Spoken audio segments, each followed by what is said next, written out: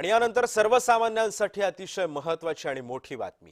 आखातातलं युद्ध असं सुरू राहिलं आणि होर्मुझच्या समुद्रउथानी बंद राहिली तर मग तेलाचे दर प्रति बॅरल $120 वरती जाऊ शकतील अशी भीती जगातली सर्वात मोठी बँक जेपी मॉर्गन चेसने व्यक्त केलेली आहे। तसं झालं तर भारतामध्ये देखील पेट्रोल, डिझेल आणि नैसर्गिक वायूचे दर वाढतील, कारण केंद्र सरकारने सुद्धा काही दिवस दर वाढवले नाहीयेत, तरी तेल कंपन्यांच्या नुकसान सोसण्यासाठी क्षमतेला मर्यादा असतात। एका मर्यादेपलीकडे जर कंपन्यांना अतिरिक्त भार ग्राहकांवरती टाकावा लागेल आणि त्यावेळी युद्धाची झळ सामान्यांना सुद्धा अधिक बसेल। याचं मुख्य कारण म्हणजे होर्मुझची सामुद्रधुनी ही जागतिक तेल वाहनतळ अतिशय महत्त्वाचा दुवा आहे।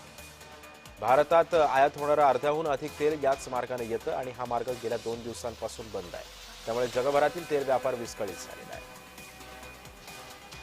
होर्मुझच्या सामुद्रधुनीबद्दल अधिक माहिती घेऊयात ग्राफिक्सच्या माध्यमातून। आपण पाहूयात की काय असतं हे। जागतिक तेल व्यापारासाठी सर्वात महत्त्वाच्या मार्गांपैकी एक असा हा मार्ग आहे।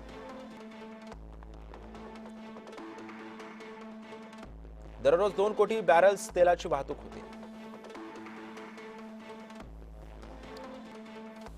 Saudi Arabia, Qatar, Oman, Bahrain, Kuwait, Iran, Iraq या सर्व राष्ट्रांची तेल निर्यात या समुद्रधुनीतून होतात।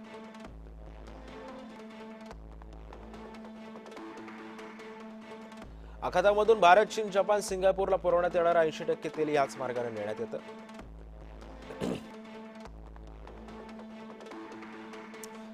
भारत जेव्हा तेल आयात करतो तेव्हा त्याच्या 50% तेल याच मार्गाने आणलं जातं।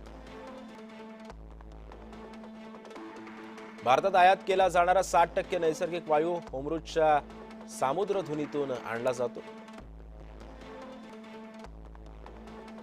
होर्मुझच्या परिघावर 150 तेलवाहू जहाजं अडकली आहेत।